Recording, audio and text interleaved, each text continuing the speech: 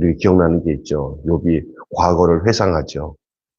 옛날에 그 좋았던 시절들, 호시절, 그것을 쭉 이제 독백처럼 얘기하는 내용을 우리가 살펴보았습니다. 정말 욥은 훌륭한 사람이었어요. 하나님이 인정하는 사람이었어요. 그런데 지금 욥의 처지는 세상 말로 몰골이 아닙니다. 정말 나락에 떨어져도 그렇게 나락에 떨어질 수가 없는 그런 처지에 놓여 있습니다. 우리 인생에 하나님 앞에서 내가 이게 참 반듯하게 살았는데 나한테 이런 일이 터졌어. 나 이렇게 정말 세상에서 바닥같이 내려갔을 때 우리가 절대로 하나님을 원망하지 않겠다라고 하지만 사람은 그렇지 않아요. 하나님, 내게 무슨 이유로 이렇게 고통을 줍니까? 하고 하나님 앞에 하소연하게 돼 있습니다. 욥도 어떤 면에서 하나님 앞에 그런 항변도 하고 하나님 앞에 넋두리도 하기는 했지만은 그러나 욥은 절대로 그 하나님을 자기의 하나님으로 모시는 것을 거절하고 그의 아내처럼 하나님을 욕하고 하나님을 저주하고 떠나라고 하는 그의 아내처럼 행동하지 않았습니다. 친구들이 와서 여러 가지로 고민한다고 하면서 자기들의 논리를 가지고 이렇게 막 어렵게 해도 욥은 절대 흔들리지 않았습니다. 자, 이 29장의 내용에 이어서 오늘 30장은 그 좋았던 시절에 대한 욥의 회상은 그러나 이제는이라는 말로 오늘 본문 자 1절 한번 볼까요? 시작. 그러나 이제는 이제 요 두 마리가 그러나 이제는 그 마리가 이제 반전이 되는 거예요. 과거에서 어디로 돌아온 거예요? 현재로 돌아온 거예요. 현재는 어떤 상태예요? 과거에 좋았던 시절이 아니라 지금은 막 보통 어려운 시절이 아니죠. 막 그냥 자식 다 죽고 집 다 날아가고 피부병에 온몸에는 병투성이고 자 이런 상태로 돌아왔어요. 과거의 회상은 그러나 이제는 이걸 시작하는 이 30장의 현재 상황과 과거 29장의 내용은 서로 대비가 됩니다. 비교가 된다는 얘기예요. 29장에서 욥이 기대했던 그대로 그의 삶이 예측 가능한 패턴으로 흘러갔다고 한다면은 아무런 문제가 없어요. 무슨 말이냐면은 29장에 나타난 그 욥의 그 과거에 좋았던 시절의 내용대로만 그냥 흘러갔다면 지금 현재의 삶은 아무 이상 없어요. 보통 그 패턴대로 가요. 왜냐, 평생에 바르게 살고 하나님 잘 섬기고 말씀 안에 살고 그러면 형통하게 돼서 그 과거가 그러한 삶이 현재에 도달하게 되고 현재의 그런 삶이 앞으로 미래에도 그런 삶으로 가는 것은 거의 보편적이에요. 그래서 우리가 욥의 이야기를 가지고 인생 전부가 욥 같다 이렇게 하면 안 돼요. 욥 같은 상황이 있을 수도 있다는 거예요.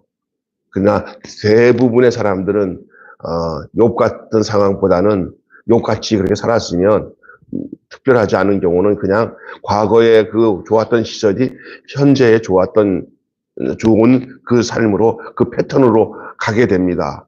그러나 그렇다면은 욥기가 필요 없어요.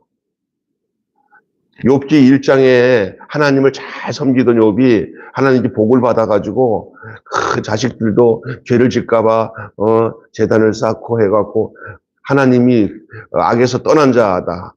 하나님을 경외하는 자다. 나가 이 욥 같은 사람을 볼 수가 없다 할 정도로 하나님이 칭찬했던 그 욥의 모습 그대로가 지금 욥이 지금 현재의 상황에 이르지 않고 그대로 패턴으로 갔다면 욥기서는 아이고 당연한 거지 뭐 욥기서의 내용이 필요 없어요. 왜?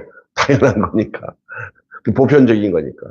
그러나 욥기에서 오늘 이 30장에서 그러나 이제라는 이 말을 통해서 우리가 뭐냐면 욥은 지금 이런 상태에서 자기 좋았던 시절에 대한 얘기를 하고 지금 이제 현재는 지금 화면이 바뀌었어요. 왜요? 화면이요. 회상하던 게 끝나고 이제는 현실은 안 그런 거예요. 지금 그 얘기를 하고 있는 거예요. 그래서 하나님의 뜻을 따라 온전히 살아온 욥에게 까닭 없이 고난이 발생한 거예요. 그 찬송 중에 저희 집사람도 좋아했던 찬송이 왜 나만 겪는 고난이냐고 불평하지 마세요. 고난을 겪을 때 대부분 그런 고백을 해요. 나만 겪는 고난이냐고. 근데 욥은 진짜 그럴 말을 할 만해요. 왜 나만 겪는 고난이라고 할 만해요. 할렐루야.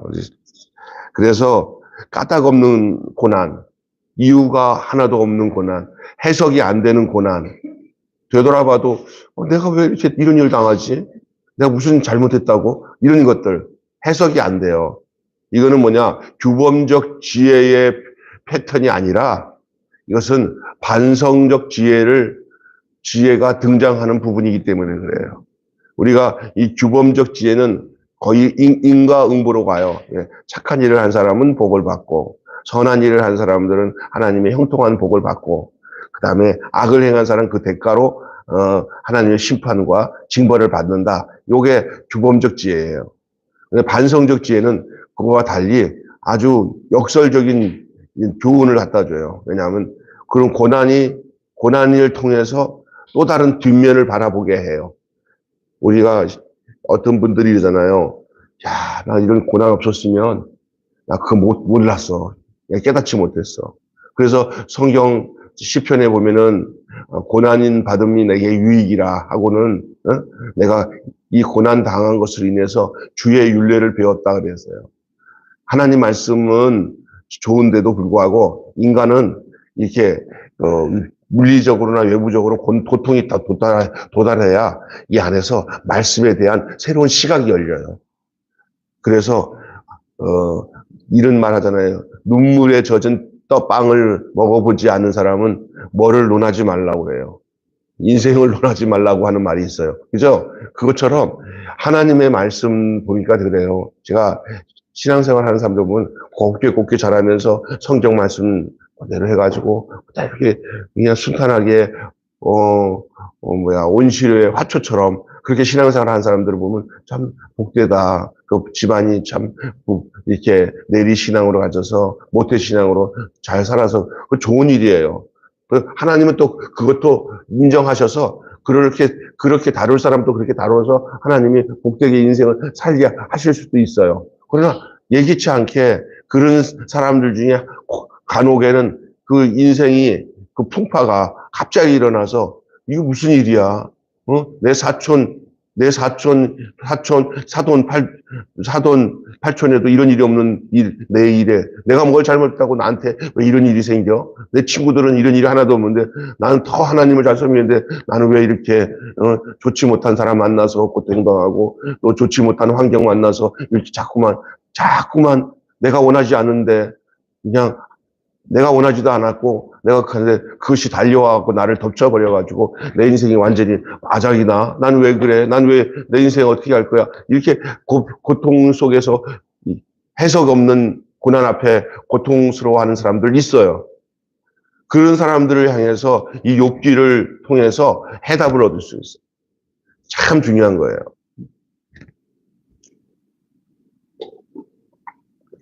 뿐만 아니라 사람이 이런 어려움이 있을 때 진짜 믿음이 생겨요.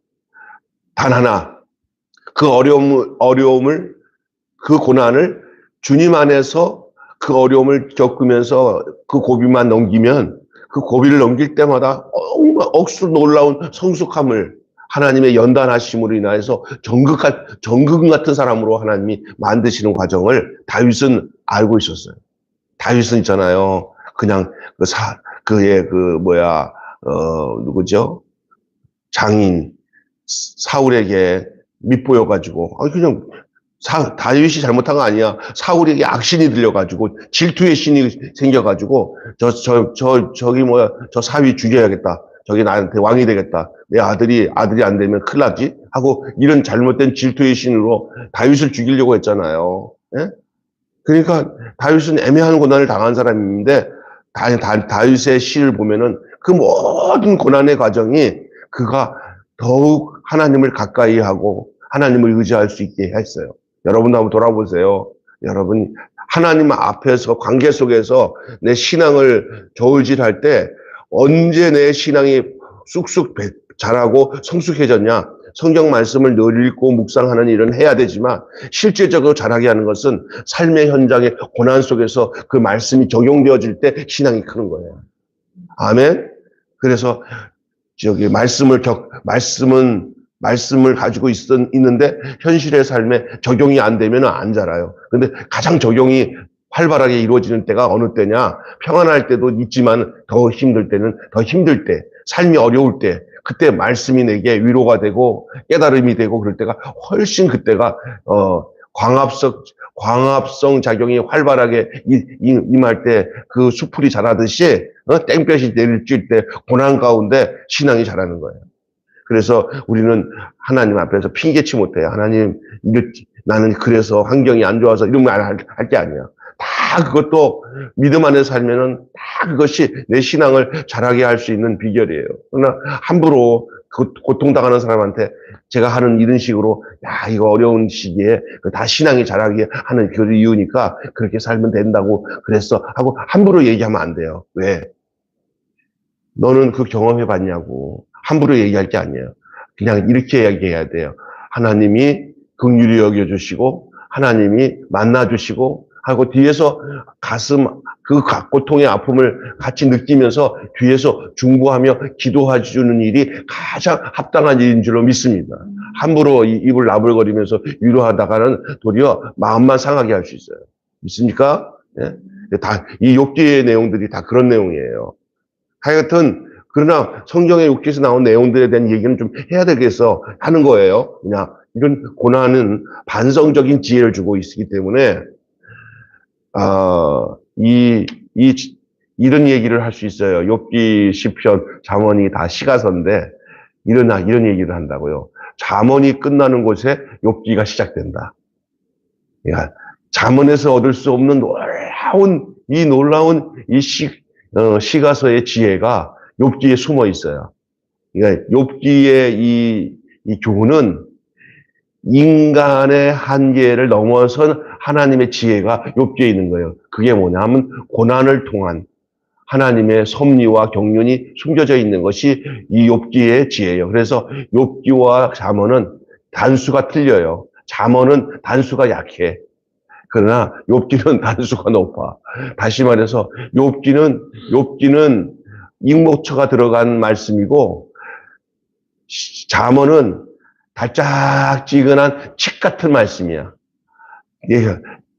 다시 말해서 잠언은 칡 같은 씹으면은 달고 맛있는 게 욥기라고 한다면은 잠언은 몸에 좋은 익모초에서 쓰고 쓴데 그게 내 안에는 보약이 되고 양약이 되는 그 귀한 역사가 이 잠언에 담겨져 있어요. 그래서 잠언의 끝이 욥기의 시작이다. 요것만 알면은 여러분 굉장히 놀라운 걸 깨달아요. 따라서 합니다. 잠언의 끝이 잠언은 규범적 지혜거든요. 그래서 보편적인 지혜예요. 그러니까 여러분 뭐가 같으냐면은 기초를 쌓아놔야 건물을 짓잖아요. 근데 제일 힘든 게 기초인데 기초만 있으면 건물이 지어지듯이 잠언의 규범적 지혜가 이게 잘 깔리고 난 다음에는 이제 더 나갈 것은 욥기에서 나타나는 이 지혜를 가지셔야 돼요. 혹이나 인생에 욥의 과정의 단수가 높은 그런 지혜의 인생을 살아가야 될 사람도 혹이나 있을 때, 이 욥기는 우리에게 커다란 힘과 능력이 되는 말씀이 될 수 있습니다. 오늘 여기서 이 부분에 대해서 말씀을 드렸고요. 오늘은 이걸 실제적으로 오늘 우리에게 본문을 중심으로 말씀을 한번 나누려고 합니다. 그게 오늘 본문 말씀의 제목은 따라서 합시다. 욥의 이유 없는 추락. 시작. 욥의 이유 없는 추락. 여러분, 하나님이 왜 하셨는지 몰라도 하나님이 하신 것만은 분명한 것이 왜 우리에게 희망이 되는가? 아유, 하나님이 왜 하셨는지는 몰라도 하나님이 하신 것만은 분명한 것이 왜 우리에게 희망이 되는가? 박완서 씨라고 아실 거예요. 돌아가셨죠. 박경리 씨 이후에 이어서 우리의 문학가의 그 여성 문학가로서 그 소설가로서 유명한 박완서 소설가 아실 겁니다. 그 이미지가 이 앞니가 좀 툭 튀어나온 그런 이미지를 가진 여자예요. 저도 그분의 소설 책이나 이런 걸 읽어보면, 야, 대단하다. 뭐 이렇게 글을 쓸 수 있을까 할 정도로 훌륭한 사람입니다. 그분의 소설 속에는 그냥 지나칠 수 있는 단순함이 없어요. 상당히 삶의 그 깊이를 다 담고 있는 소설이에요.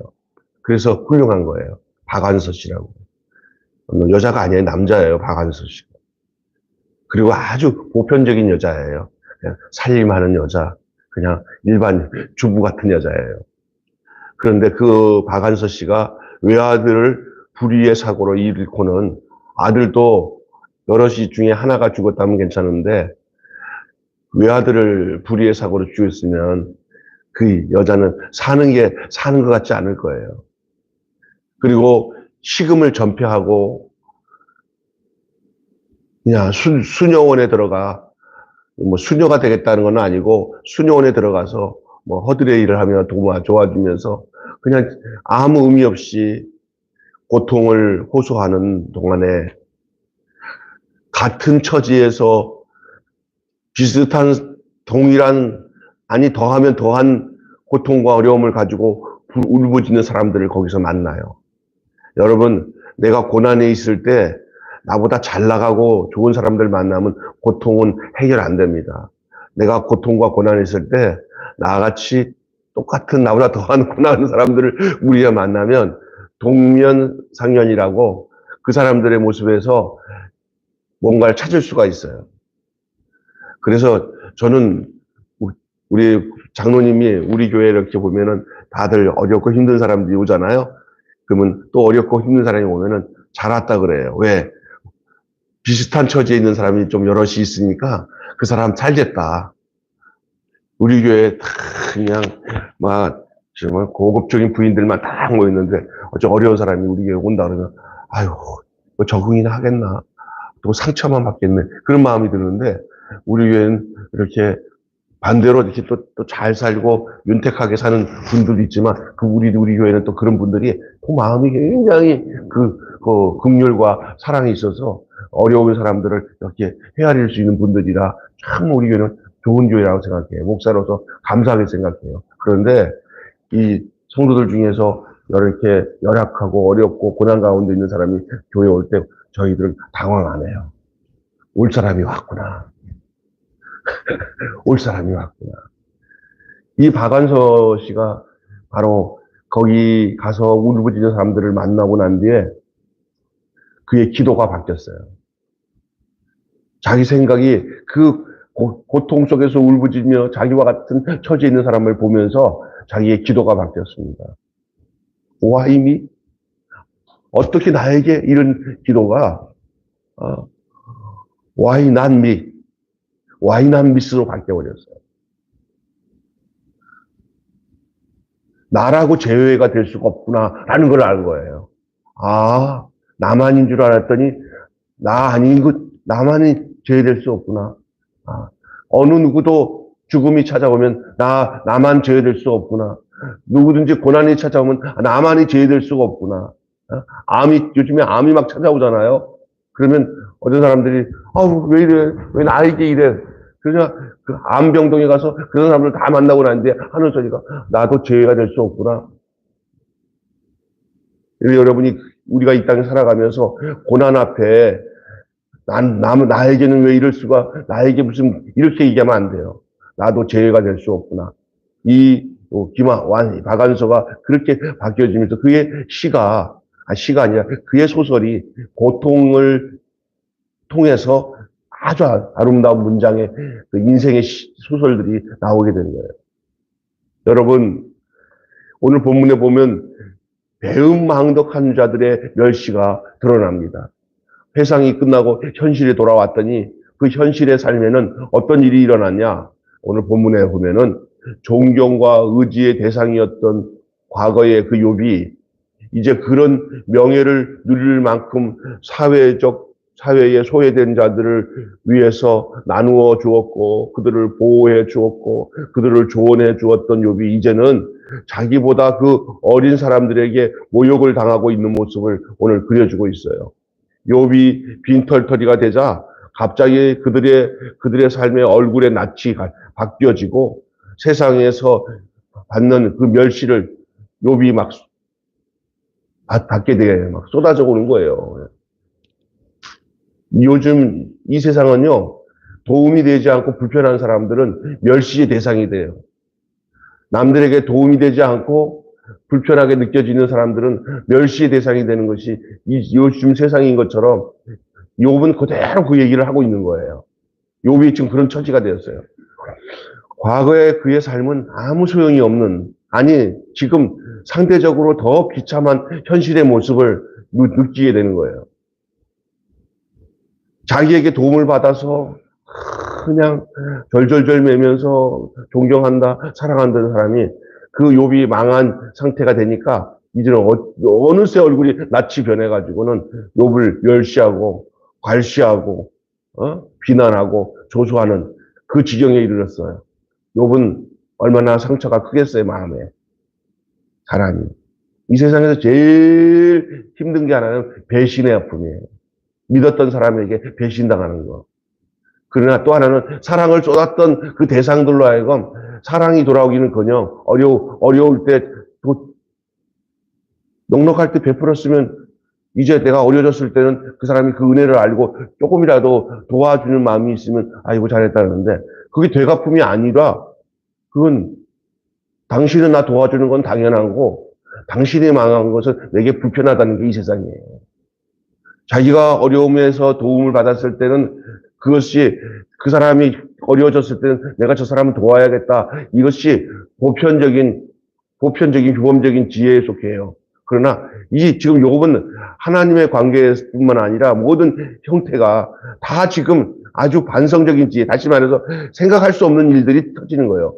생각할 수 없는 일이 터질 때 이해가 안 돼. 어떻게 사람이 저럴 수 있나? 아이고 정말 배은망덕하네. 나는 저들한테 어떻게 했는데 저는 나한테 이렇게 할 수가 있어? 이런 일들이 아주 다반사야. 욥은 지금 그런 것을 겪고 있는 거예요. 여러분 가장 낮은 자리로 추락한 욥의 모습이 오늘 본문에 그려져 있어요. 욥을 조롱하고 수욕을 준 자들은 인격적으로 문제가 있는 사람들이었습니다. 사회적 불량화 같은 천민들에게 욥은 멸시천대를 지금 당하고 있는 거예요. 의인에게는 어울리지 않는 보상입니다. 욥이 어떻게 이런 대접을 받아야 되는지 욥은 정말 답이 없는 거예요. 하나님 왜 이러지? 또 저들은 왜 저러지? 다 그런 일밖에 나타나지 않는 거예요. 욥의 의로웠던 지난날의 삶은 지금 어려우면은 이때야 이제 빛이 드러나서 그 당시에 선하고 착한 일을 한 내용들이 지금 와서는 자기가 어려워지면은 저들이 이제는 욥 그렇게 우리에게 애쓰고 힘썼는데 이제 내가 조금이라도 나눠서 먹읍시다 하고 갖다 주는 놈 하나도 없이 전부 침을 뱉고 전부 멸시를 하는 거예요. 이럴 때 어떤 생각이 드냐면 야 선한 일을 할 게 못돼 해봤자 저러니 이런 생각이 들 수도 있어요. 우리가 이게 굉장히 위험한 거예요. 이렇게 주변에 착하고 선하고 남을 섬기는 일을 하는 데 대해서 욥이 당하는 이런 결과가 나타나게 되면은 사람들 마음속에 야야 착한 일을 할 거 없어. 해봤자 저거 다 소용없어. 우리가 남들 돕는데 도와봐. 뭐 은혜나 알기나 해.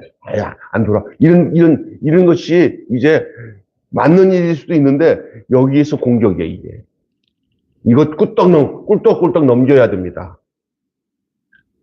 내가 해준 만큼 보상받지 못한 것에 대한 그 상태를 인정하고 받아들여야 됩니다. 그냥 할 것은 하는 것이고 그 결과에 대해서 내가 기대하지 말아야 되는 줄 인식을 바랍니다.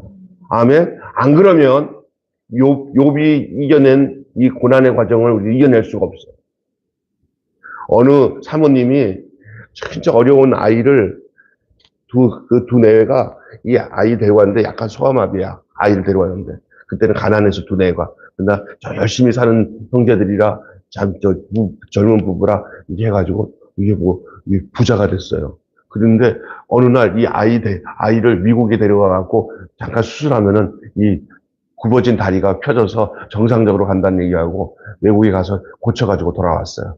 그리고 그 서산 땅에 외곽에서 살다가 이제 돈 좀 벌고 하니까 요 천안에 최고 제일 비싼 동네로 이사 가게 됐어요. 사모님, 목사님, 우리는 천안에 가도요, 우리는 서산에 꼭 올 거예요. 그렇게 했는데 쉽지 않아요. 그래, 어느 날 그 사모님이랑 목사님한테 이제 애도 크고 하니까, 사람도 아는 사람도 있으니까, 이 시골까지 올 필요 없으니까, 이제 저는 거기 가겠다는데, 그 사모님이, 와, 내가 얘를 어떻게 자기들 직장 갈 때마다 다 안고 키워갖고 이렇게 했는데, 배은망덕하다고, 어디서 이렇게 떠나냐고, 이러면서 막 섭섭해 하는 거예요. 그러니까 어떤 목사님이랑 그룹이 와가지고, 그거 잘못된 거라고.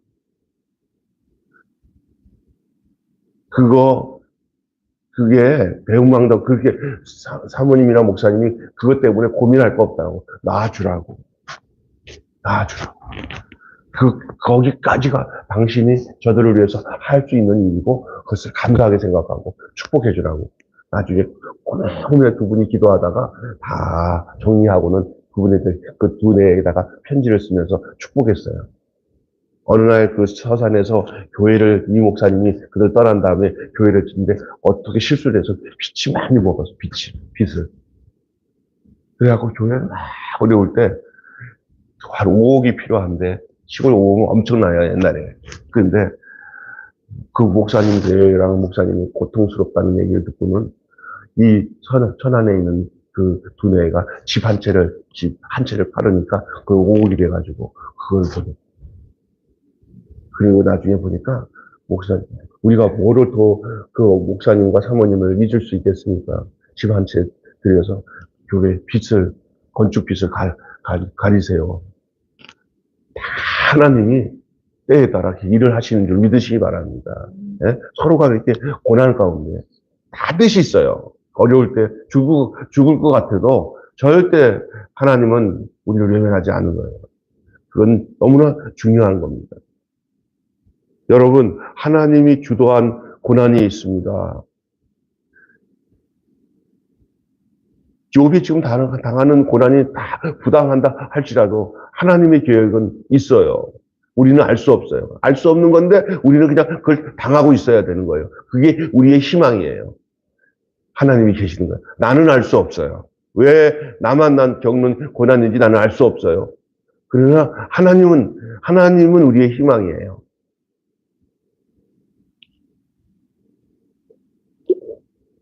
이 정의를 실천하고 어려운 자를 도와주던 욥이 부당하게 고난당하고 목숨을 위협을 받는데도 하나님은 침묵하시고 쳐다보지도 않으세요.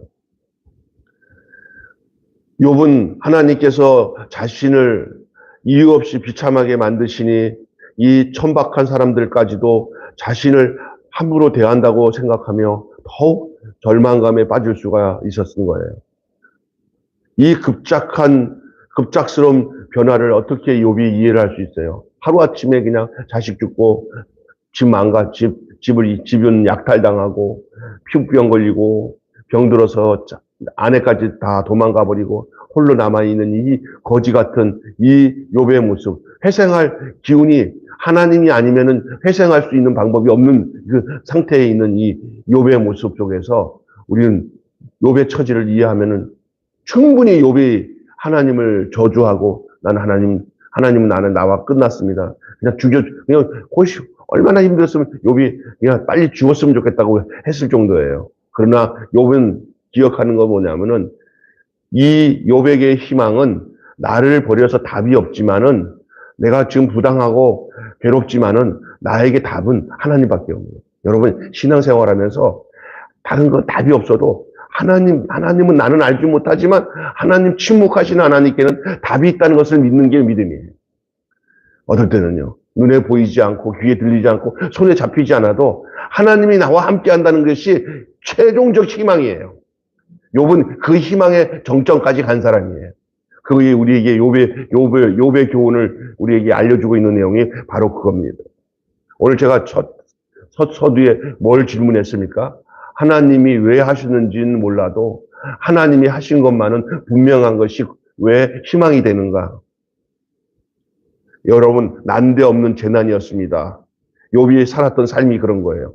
우리 주변에 난데없는 재난으로 욥 같은 현실에 놓여 있는 사람들 있을 수 있어요. 갑자기 자연재해로 인해서 그냥 집이 무너지고 사고로 인해서 다 죽고 난 뒤에 자기 혼자 살아난 사람들. 어떤 사람이 있더라고요. 차 사고 났는데 자식들, 가족들, 밀가족 다 죽고는 자기 혼자 살아남아갖고 그렇게 인생의 의미도 모르고 어떻게 살아야 될지 모르고 막막한 사람들 있어요. 예?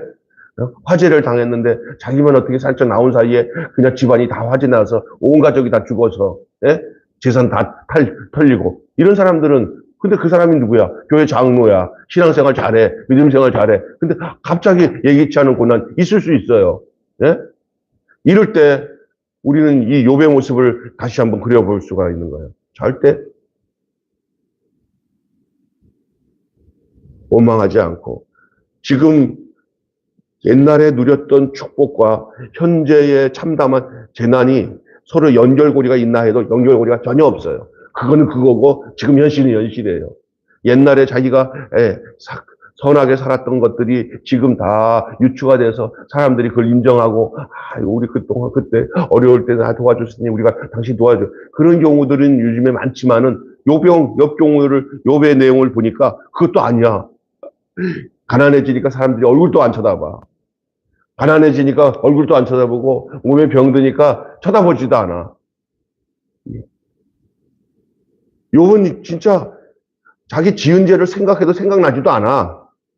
세상은 늘 변절할 준비가 되어 있으니까 그럴 수 있다 해요. 그런데 세상은 이해가 돼. 그런 세상인데. 근데 안 되는 게 있어. 누가 안 돼? 하나님이 이해가 안 돼.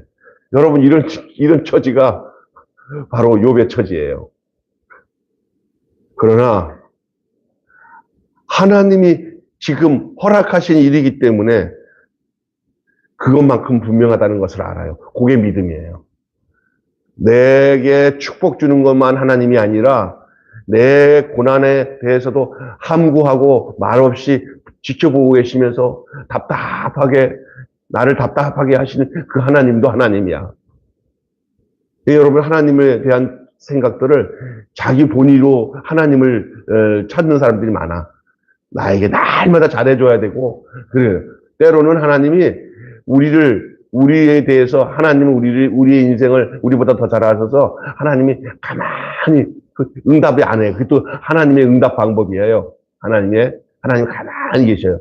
그러면서 어느 기간까지가 하나님이 아무 말 하지 않고 그 스스로가 자기 인생의 고뇌와 생각을 하면서 하나님만이 답입니다 하고 손을 놓는, 내가 완전히 손을 놓고 하나님만 의지하고 있어서 이제는 하나님이 일 좀 해야겠다고 정리하는 그 시간까지는 내가 버텨야 될 시간이라는 사실을 알아야 돼요.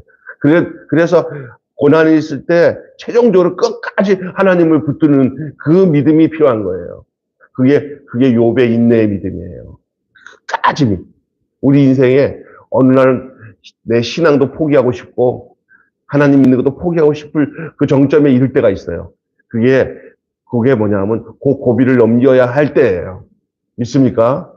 숨이 깔딱깔딱 할 때가 있잖아요. 그때가 이제는 새롭게 변화되어지는, 성숙되어지는 역사예요. 그래서 아까 전에 질문한 대로 하나님이 왜 하셨는지는 몰라도 하나님이 하신 것만은 분명한 것이 왜 희망이 되는가? 그것은 하나님이 왜 그렇게 하셨는지는 몰라도 하나님이 하신 것만은 분명하니까 그러니까 해결이 가능하다는 거예요. 하나님이 하셨다는 것이 분명하면 하나님이 그 문제에 대해서도 뭐 하실 것이다? 해결하실 것이다. 요게 중요한 겁니다. 하나님이 이거 해결 안 하실 거라고 생각하면은 문제가 되는 거예요. 하나님이 하신 것이 분명하다는 것만 알아야 돼요. 여러분, 고난도 하나님이 마귀에게, 사탄에게, 이거 그 욥에게 해봐라 하고 하나님이 허락하신 일이에요.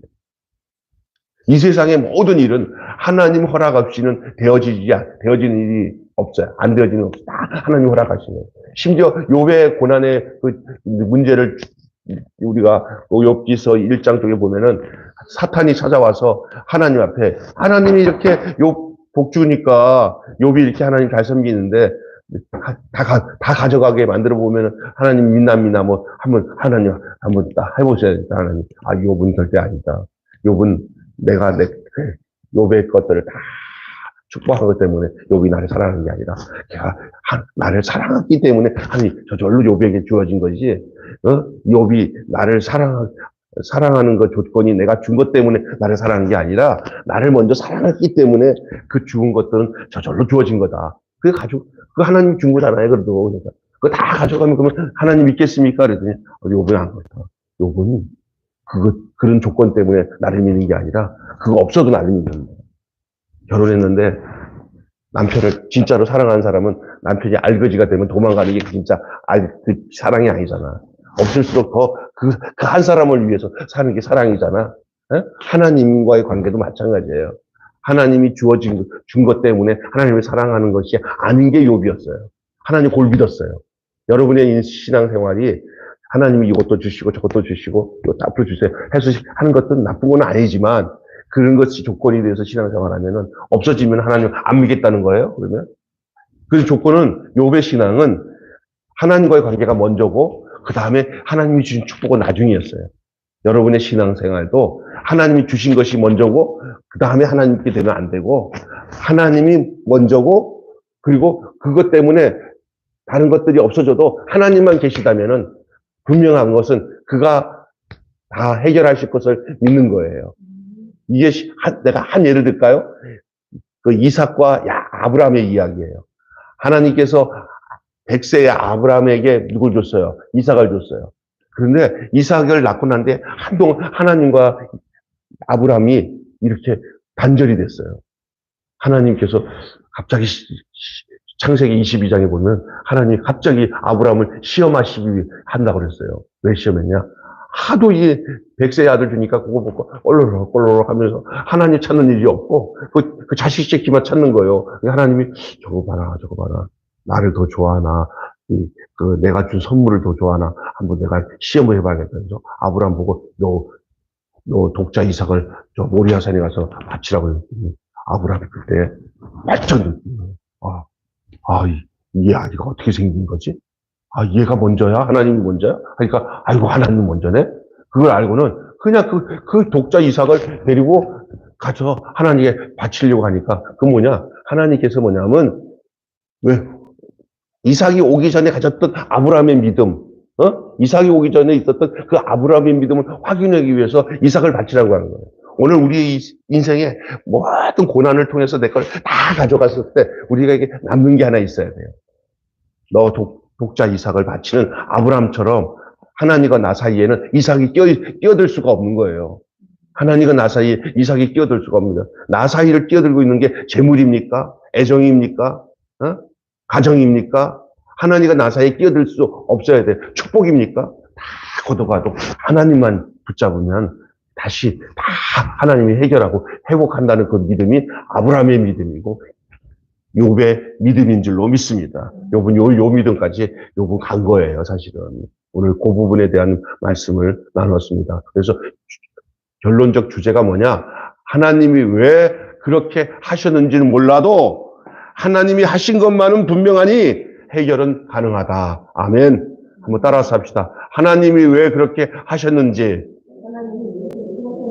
몰라도 하나님이 하신 것만은 분명하니 해결은 가능하다. 기도하겠습니다. 하나님 아버지, 은혜를 감사합니다. 이 아침에 함께 귀한 말씀으로 은혜를 나누게 하심을 감사합니다.